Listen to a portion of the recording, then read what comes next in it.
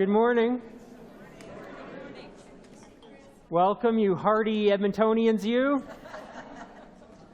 Venture out into ice and snow. Welcome to all you techies joining us online in your jammies. We're only a little bit envious. Welcome to Southminster Steinhauer United Church. Welcome to SSUC, where we are spiritual seekers united in community. We gather once again in this circle, and whether you're a long-timer, a first-timer, or somewhere in between, we try our best to be radically inclusive in this circle, to welcome you regardless of where you've been or where you are on the journey. And we often go through this list, and it seems maybe old hat, but in speaking to those who join us for the first few times,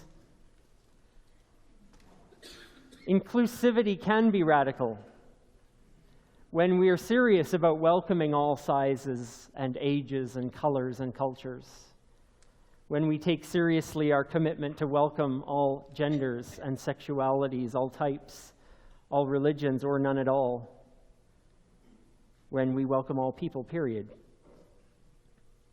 And so we open ourselves to this time.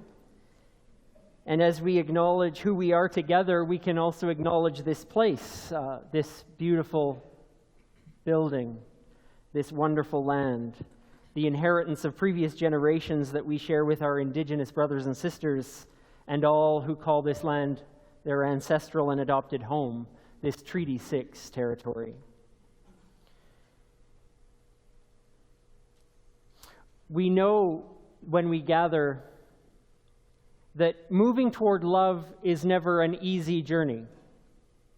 It's wrought with challenges, and it's wrought with the fact that we are ourselves. But we can find friends to inspire the way, and that's what community is about. To have a place of belonging and welcome where we can help each other, put one foot in front of the other to open our hearts to each other and to the world. And so we gather on this new day. It is fresh, if nothing else. Let's sing about a new day dawning, not just about what the weather outside is, but that a new day dawns in us. Let's sing with one another.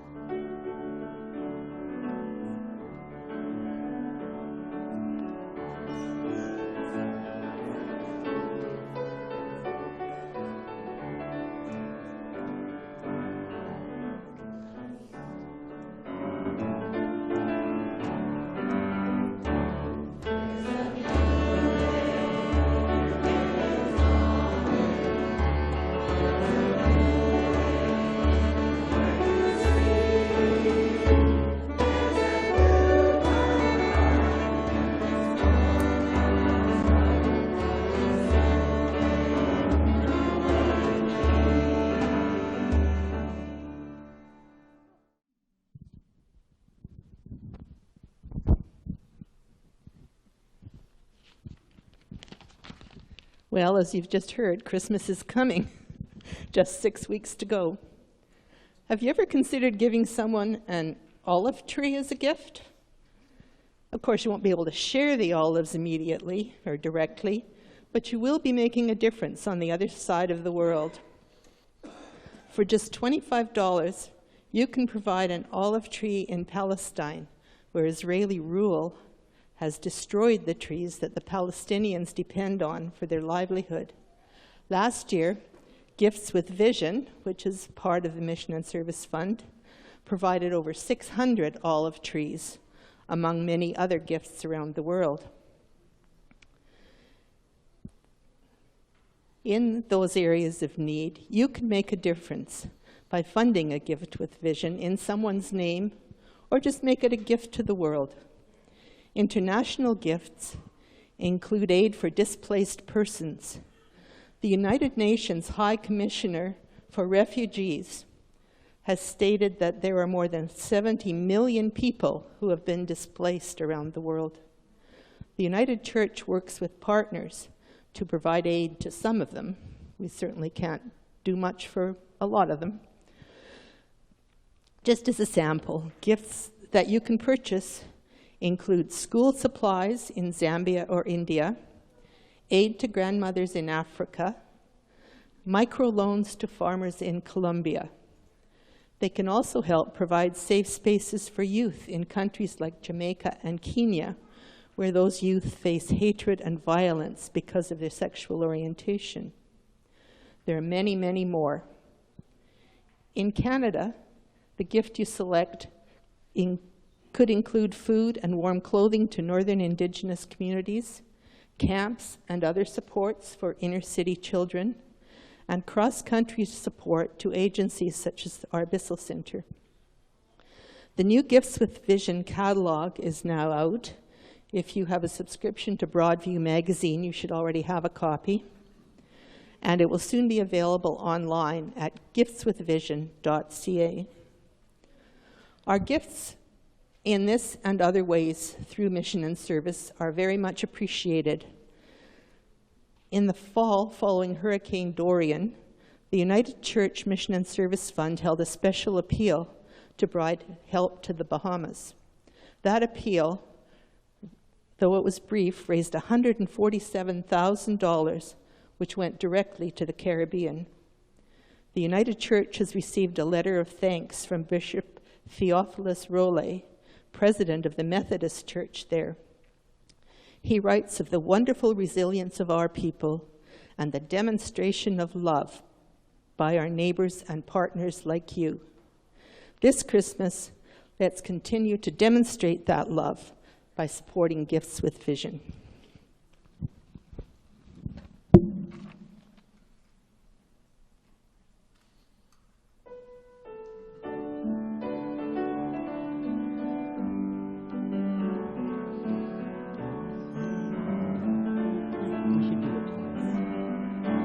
There's a new day is dawning. There's a new way to see. There's a new time arriving, and it's born from our striving for this new way, a new way to be. There's a new day is dawning. There's a new way to see. There's a new time arriving, and it's born from our striving for this new way.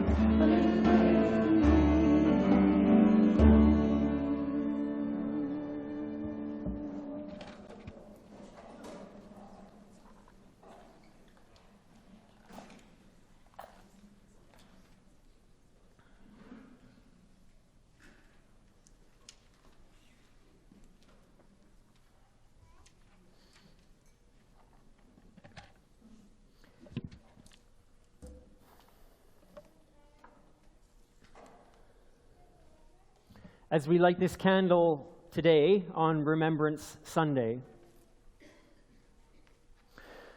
we remember and we honor the task we have to live and thoroughly remember. Remembering as putting pieces and people back together.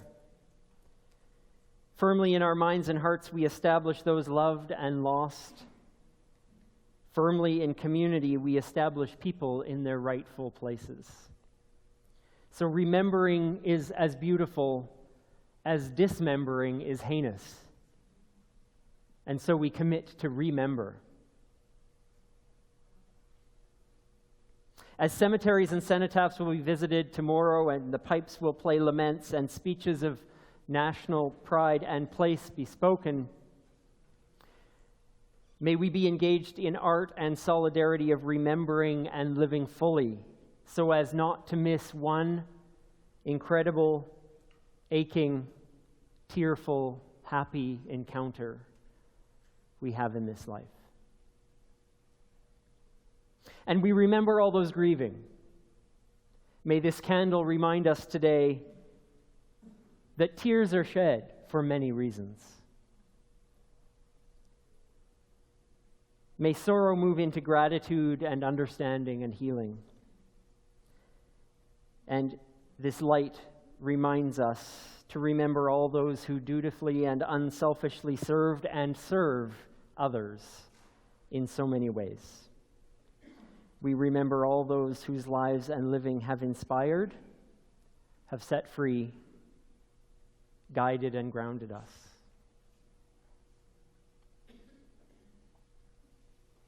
It's in this spirit that we hear music now, sung by the tenors and the basses of our SSUC choir, When Life Grows Rough.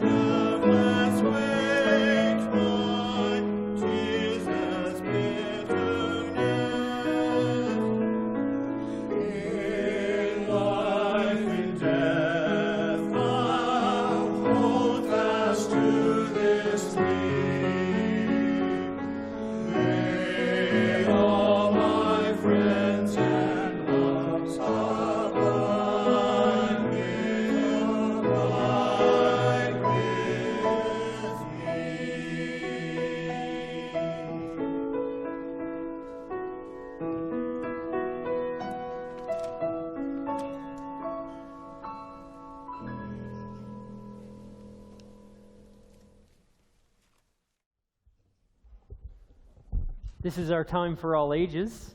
I want to invite anyone who wants to come to the carpet to be here with me.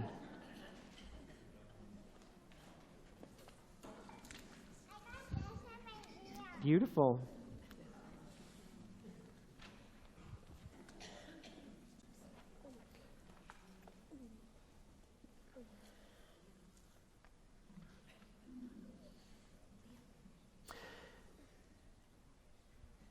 Today, I would like to talk to you about scary things.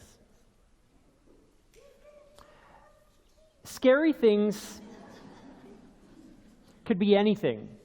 Different things scare different people. But I want to talk about what fear and scary things can do.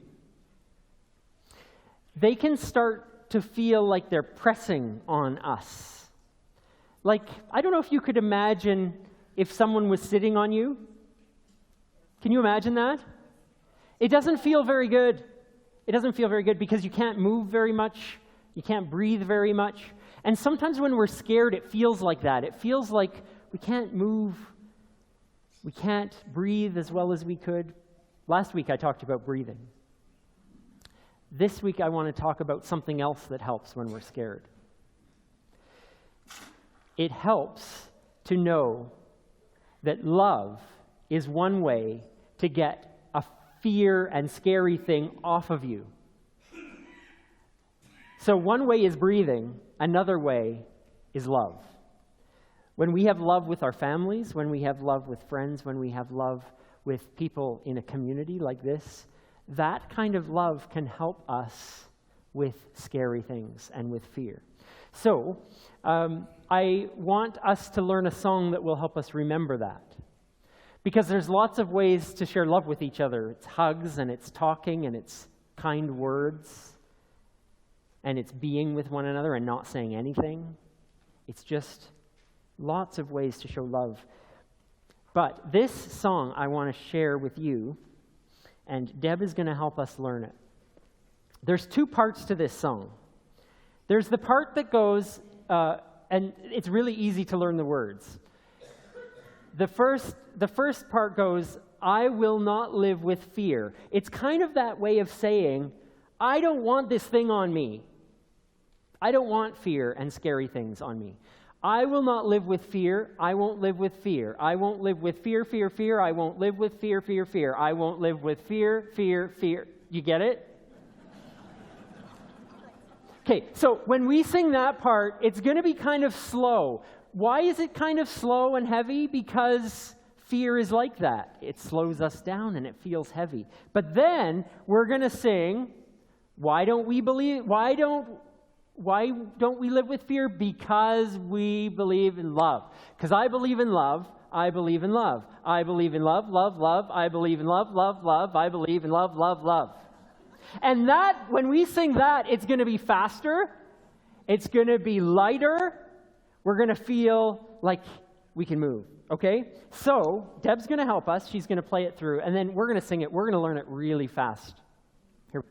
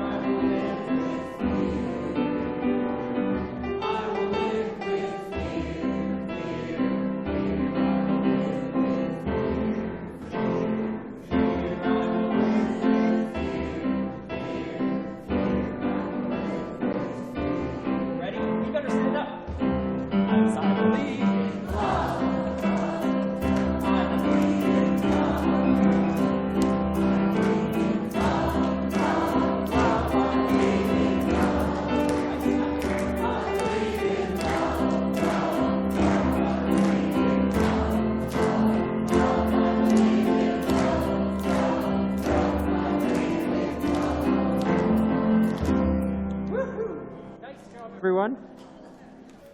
I love it. Do you love it? Do you believe in love?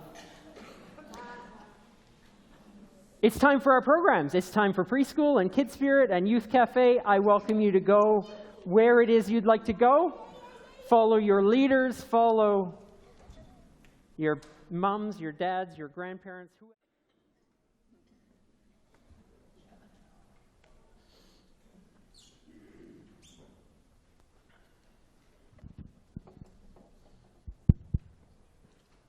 The Peace of Wild Things by Wendell Berry. When despair for the world grows in me, and I wake in the night at the least sound, in fear of what my life and my children's lives may be, I go and lie down where the wood drake rests in his beauty on the water, and the great heron feeds. I come into the peace of wild things who do not tax their lives with forethought of grief. I come into the presence of still water, and I feel above me the day-blind stars waiting with their light. For a time, I rest in the grace of the world and am free. These are the poetic words of a wise author.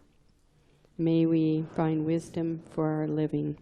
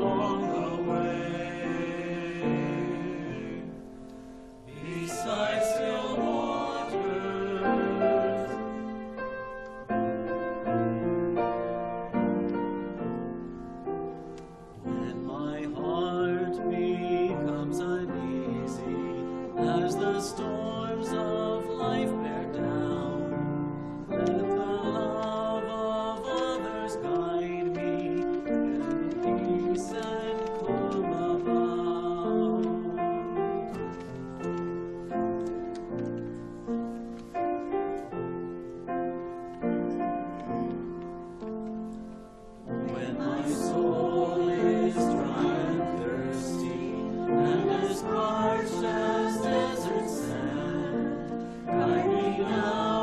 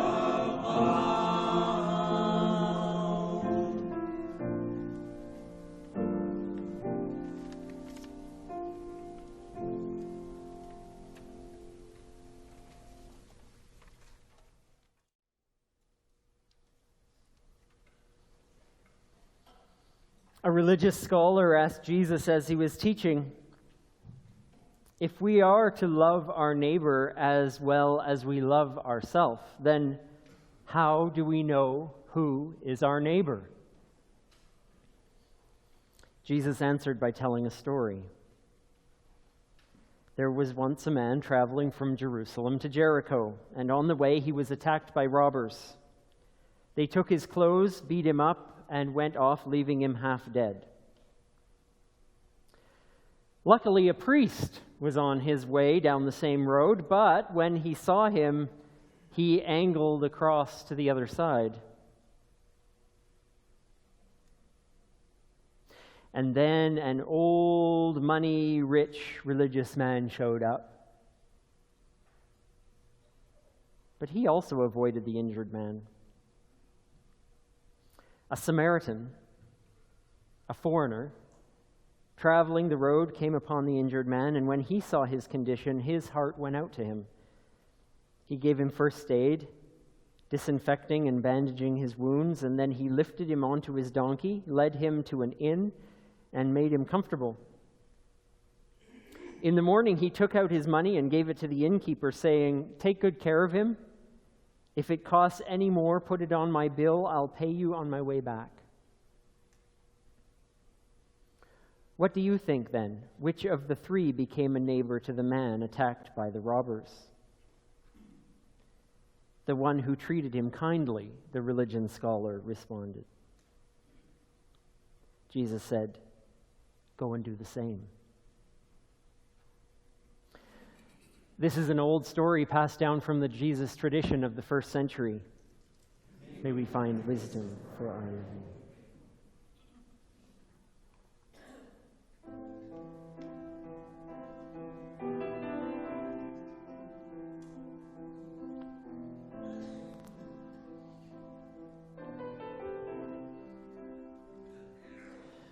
Let the light of love shine through.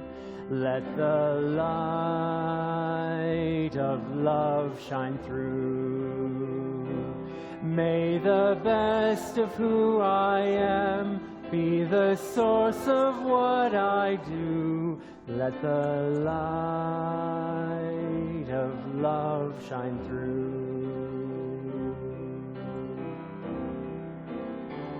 And I will share a heart of love, and I will do the work of love. This is my vow. Let the light of love shine through.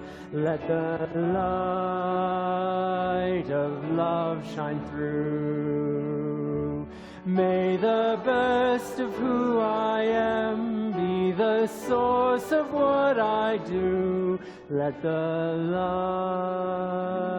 light of love shine through.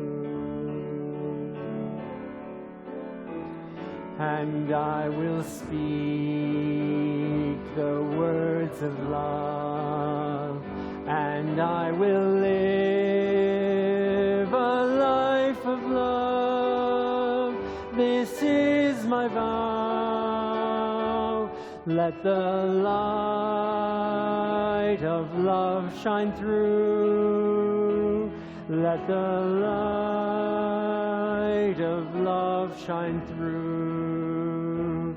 May the best of who I am be the source of what I do.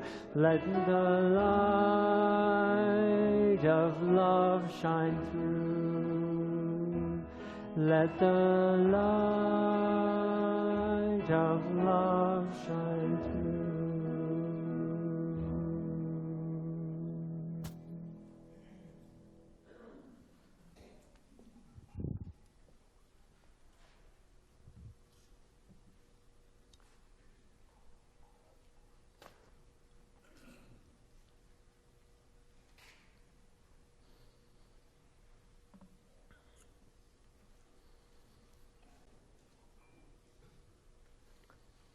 I have a few phrases for you this morning. Continued immigration will lead to increased crime, less jobs, and a more unstable society. Here's another one. Prairie provinces without federal representation will mean lost jobs. Continued uncertainty will pit West against East, making separation the way to fix the problem. Ooh. Here's another one. Building affordable housing brings the wrong people into the neighborhood and poses a threat to school children. How about this one? The person stranded at the side of the road poses more of a threat than it's worth. Never stop to help.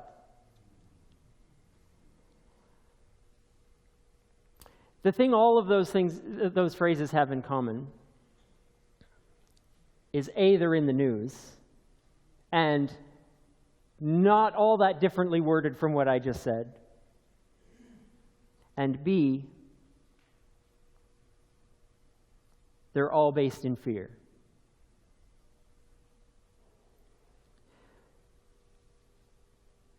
Fear is what makes anyone, all of us, susceptible to hearing and believing and acting on understandings like that.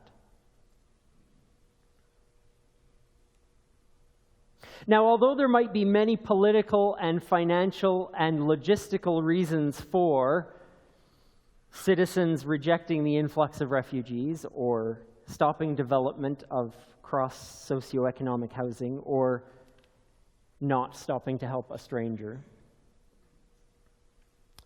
there are no spiritual reasons.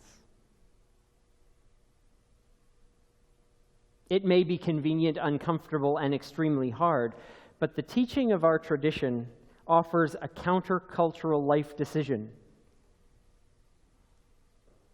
Care for each other, regardless of who it is. The poor, the homeless, the sick, the jobless, the persecuted, the downtrodden, the oppressed. Care for these people. If we don't stand up to the rhetoric and fear when we hear it, if we get taken in by the language of fear and insecurity, without checking ourselves and asking, why am I saying things? Why am I thinking things? Why am I hearing that news and responding the way I'm responding? If we don't recognize the rhetoric of fear, then we're missing step one in the life of being a spiritual person on this journey that uses as an example Jesus' compassion and care and love. Whether we find it easy, popular, or not, if we're going to call ourselves ethically, morally, and spiritually based in this alternative way, then we're casting our lot with the world's most abused, hurt, helpless, exploited, and destitute. That's just the way it's going to be. The move to instill fear, hatred, and distrust has been quite blatant lately. It's not even hidden. It's right there in the headlines, in the news interviews. But it's also helpful to realize the subtle ways in which we're tempted to demonize the innocent and falsely accuse them of being violent, evil, and dangerous. We'll be provided with an infinite, sometimes even logical-sounding amount of excuses to do nothing, to protect ourselves, to withhold the love that's ours to give. Many excuses to greet with suspicion, to be scared of new developments and evolutions and changes. And it's rooted in the idea that we must serve ourselves first. That we must first and foremost make sure that we're okay, and our families are okay, and our neighborhoods are okay, and then we can help another person. But see, the thing about that is, it will never be. It will never be perfect in our homes, in our lives, in our families, in our neighborhoods, to the extent that we say, oh, good, we're done with this, now we can help someone else. Never will we get there, because life is messier than that. It's like if you ask a new parent, are you ready for this child to change everything you've ever known about life? Never. None of us would have any children if we could say, yes, we are ready 100%. The radical thing about our spiritual roots are that we teach exactly the opposite of that. The last are first and the first are often last. If someone asks for our coat, we offer them our shirt. When talking about sharing our life, our love, our generosity, we don't wait to be asked. The prodigal father teaches us that we don't wait for begging to commence.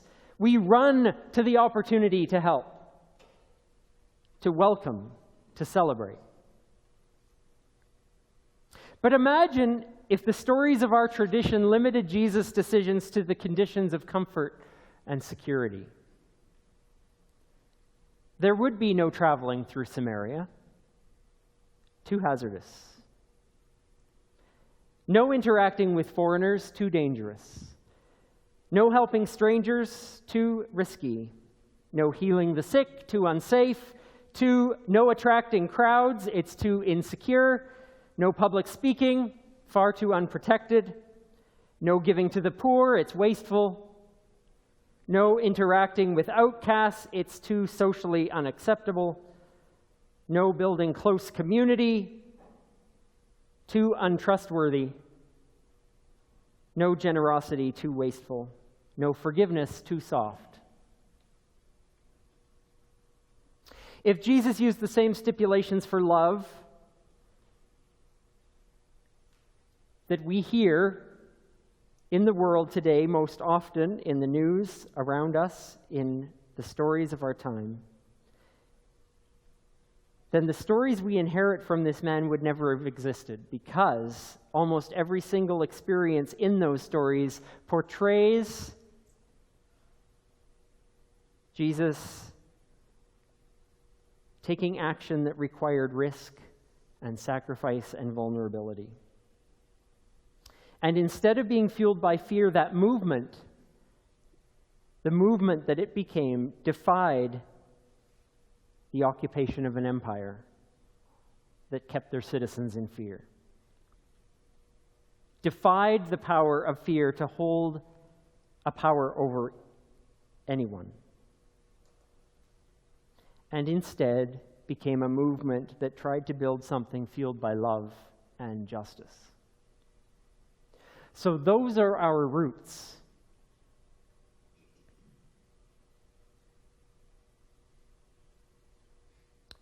To defy a world fueled by fear.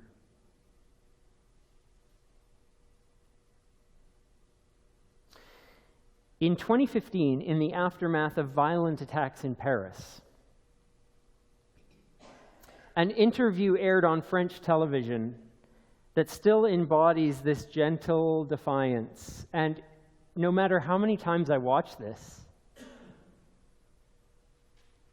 I'm completely awestruck and moved by the wisdom of a child. Tu comprends ce qui s'est passé? Tu comprends pourquoi ces gens, ils ont fait ça? Oui, parce qu'ils sont très très très méchants. Les méchants, c'est pas très gentil, les méchants. Et il faut faire vraiment attention parce qu'il faut changer de maison. Mais non, t'inquiète pas. On n'a pas besoin de changer de maison. C'est la France, notre maison. Mais il y a des méchants, papa. Oui, mais il y a des méchants partout. Il y a des méchants partout. Ils ont les pistolets, ils peuvent nous tirer dessus parce qu'ils sont très très méchants, papa. Oui. C'est pas grave, ils ont des pistolets, nous on a des fleurs. Bah les fleurs, ça fait rien, c'est pour. Si regarde, tu vois, tout le monde pose des fleurs. Oui. C'est pour combattre les pistolets. C'est pour protéger. Voilà. Et les bougies aussi. C'est pour ne pas oublier les gens qui sont partis. Hein.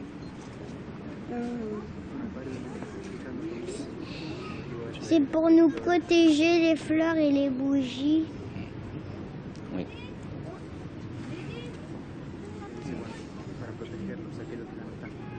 Ça va mieux du coup? Oui, ça va mieux.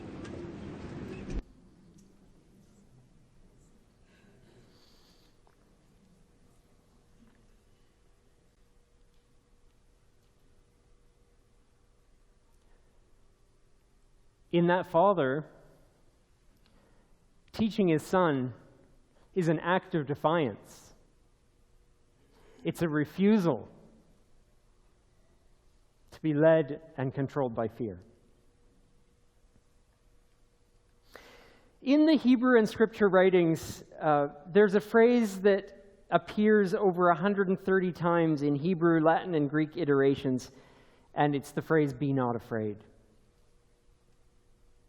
130 times.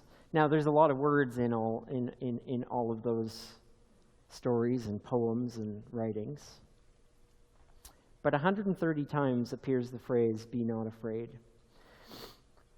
It's not a denial of emotion, that phrase. It doesn't mean to ignore your gut or your inner sense of wellness and well-being. It doesn't say don't feel. It doesn't say ignore your better judgment and be careless or reckless. We know that our most ancient brain function is there to help us survive, to face something or to flee. But we're more than our most basic brain functions. Be not afraid, rather, is saying, do not become fear. Be not fear. Do not let fear dictate your decisions. Don't let fear become your default position. Don't think and act from a place of fear. Don't let it control your behavior and alter your view of others in the world. This is an ancient and well-tested comfort of our tradition. Do not become fear. Do not be afraid. Defy the vision of the world seen through the eyes of fear. One of the worst things spirituality can become is an exercise in making ourselves feel comfortable and secure, and surround us only with people just like us.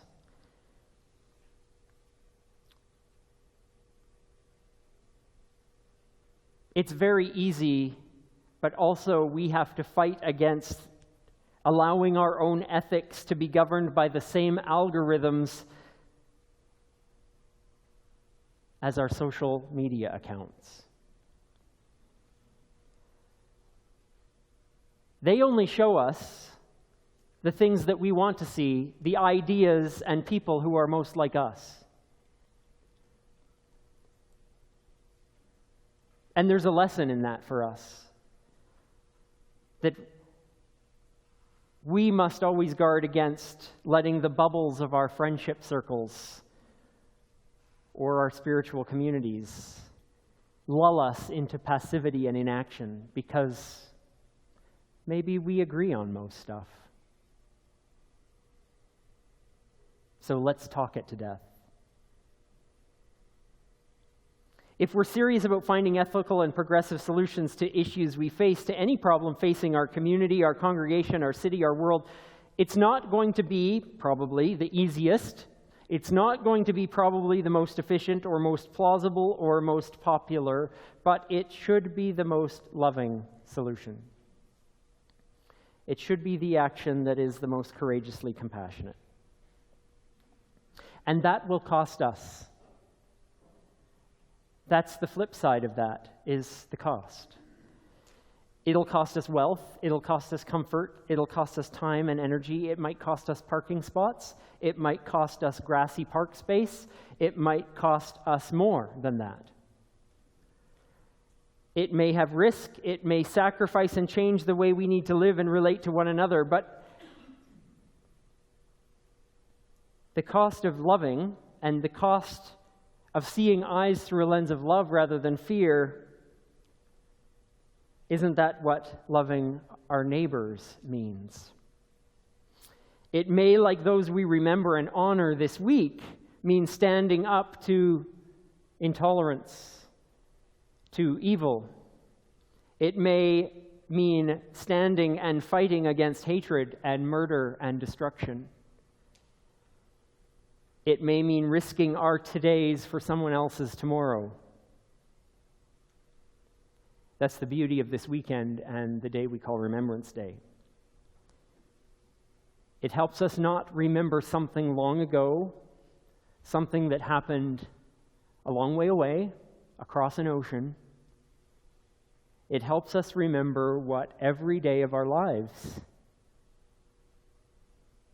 can be about when we stand against empires of fear that sit on our chest and make it hard to breathe.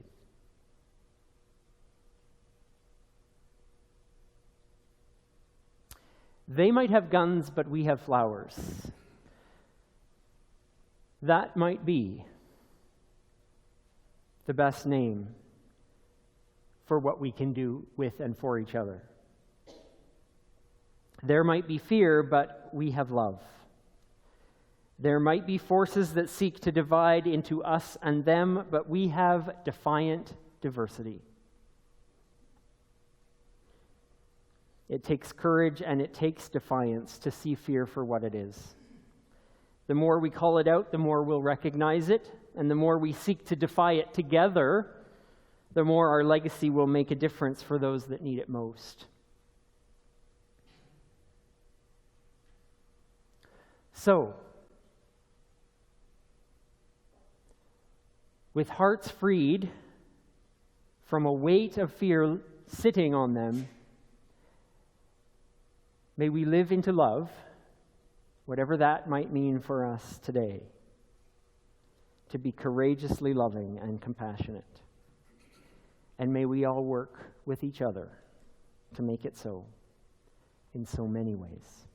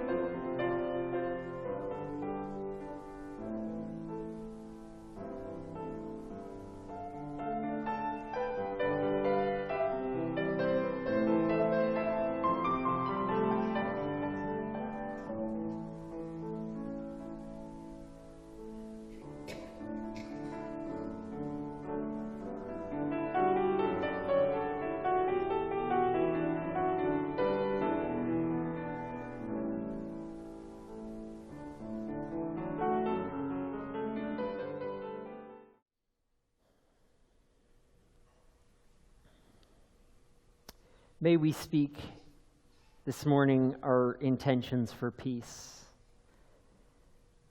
Wisdom that comes not from our own tradition, but from another.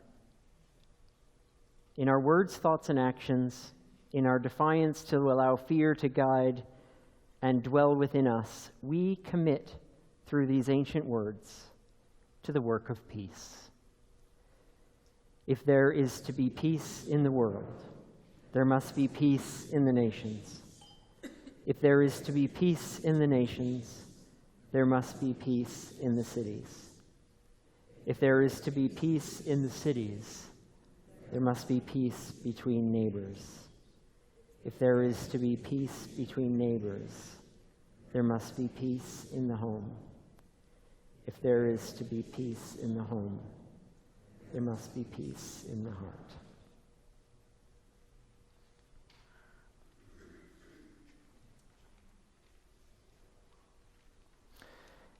And so we go with that peace, the peace as a hope, as a reality, the peace that acts love in our every interaction.